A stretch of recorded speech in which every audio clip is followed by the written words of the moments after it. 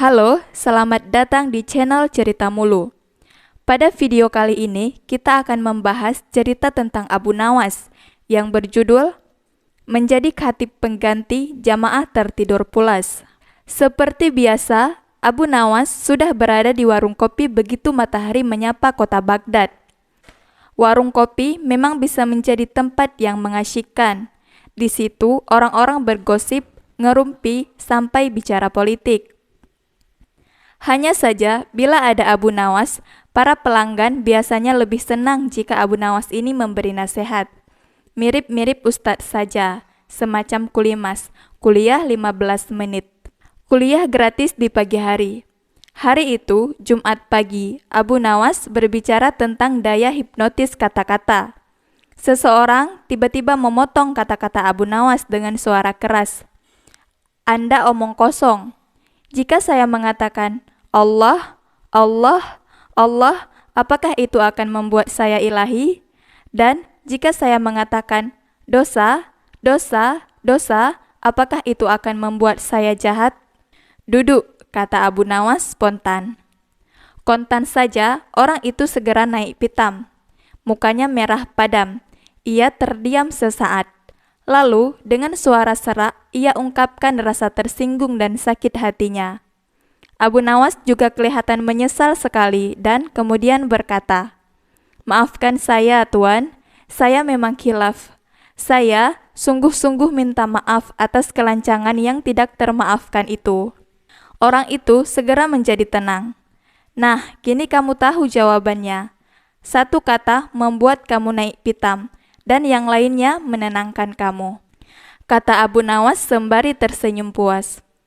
Begitu tahu maksud Abu Nawas, orang-orang pun ikut tersenyum. Matahari terus merangkak dan siang pun datang. Saatnya salat Jumat. Abu Nawas datang agak telat. Anehnya, begitu ia sampai di masjid, pengurus masjid menghampirinya. "Tuan, khatib yang biasa sedang sakit. Tolong Tuan menggantikannya, ya," pinta pengurus masjid itu. Abu Nawas langsung saja mengangguk. Azan pun berkumandang. Tiba giliran khutbah. Abu Nawas naik ke mimbar. Namun, belum lama ia berkhutbah, dilihatnya para jamaah terkantuk-kantuk dan bahkan sebagian tertidur dengan lelap. Maka berteriaklah Abu Nawas, "Api, api, api!" Segera saja seisi masjid terbangun, membelalak dengan pandangan kaget, menoleh kiri kanan. Sebagian ada yang langsung bertanya, "Di mana apinya?"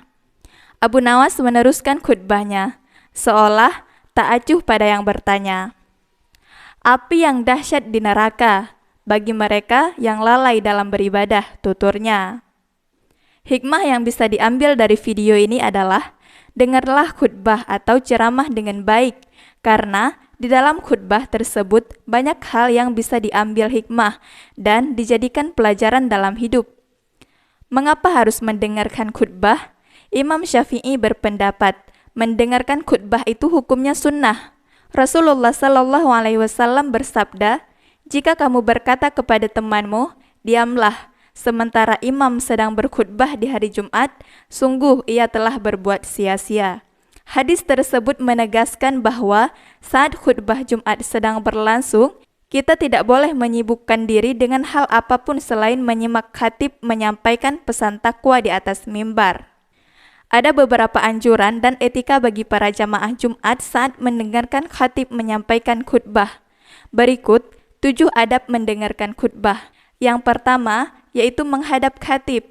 Jamaah dianjurkan untuk menghadap khatib dengan wajahnya. Ada 2 alasan kenapa hal ini dianjurkan. Pertama, karena menjalankan etika berkomunikasi. Kedua, agar jamaah memperoleh keutamaan menghadap kiblat. Syekh Zakaria Al-Ansari mengatakan, seyogianya maksudnya disunnahkan bagi jamaah yang mendengarkan dan selainnya menghadap khatib dengan wajah mereka, karena sebagai bentuk etika dan agar mereka dapat menghadap kiblat. Yang kedua adalah diam dan mendengarkan. Jamaah disunnahkan untuk diam dan mendengarkan secara seksama pesan khutbah yang disampaikan khatib. Anjuran ini berlandaskan firman Allah dalam Al-Quran Surat Al-A'raf ayat 204. Apabila dibacakan Al-Quran atau khutbah, maka dengarkanlah baik-baik dan perhatikanlah dengan tenang agar kamu mendapat rahmat. Yang ketiga yaitu menghindari yang melalaikan. Saat khutbah berlangsung, jamaah hendaknya tidak mengobrol, bermain gadget, bergurau, dan hal lain-lain yang dapat menghilangkan fokus dalam menyimak khutbah. Oleh karenanya, Nabi melarang orang yang berbicara saat khutbah berlangsung. Nabi bersabda, "Jika kamu katakan kepada temanmu, 'Diamlah' di hari Jumat saat khatib berkhutbah, maka kamu telah melakukan perbuatan menganggur atau tiada guna." Hadis riwayat Muslim. Sebagaimana dijelaskan banyak hadis Nabi, terdapat satu waktu di antara 1 kali 24 jam di hari Jumat yang sangat mujarab untuk berdoa. Ulama mengistilahkan waktu tersebut dengan sa'atul ijabah atau waktu terkabulnya doa. Barang siapa berdoa di waktu tersebut, maka segala permintaannya akan terkabul. Dalam hadis riwayat Al-Bukhari disebutkan dari sahabat Abi Hurairah radhiyallahu anhu, sungguh Rasulullah sallallahu alaihi wasallam menyebut hari Jumat kemudian berkomentar perihal Jumat. Pada hari itu terdapat waktu yang tidaklah seorang muslim menemuinya dalam keadaan beribadah, seraya ia meminta kepada Allah sesuatu hajat, kecuali Allah mengabulkan permintaannya. Rasulullah memberi isyarat dengan tangannya bahwa waktu tersebut sangat sebentar. Hadis riwayat Al-Bukhari. Yang kelima adalah membaca salawat. Saat khatib menyebut nama atau sifat Nabi, semisal ketika khatib membaca Allahumma salli ala Sayyidina Muhammad, maka jamaah dianjurkan untuk membaca salawat. Bacaan salawat tersebut dianjurkan tidak terlalu keras agar tidak mengganggu keberlangsungan khutbah. Yang keenam, berdoa untuk para sahabat Nabi. Di bagian akhir khutbah kedua, biasanya khatib menyebut para nama sahabat seperti Abu Bakar, Umar, Utsman, dan Ali.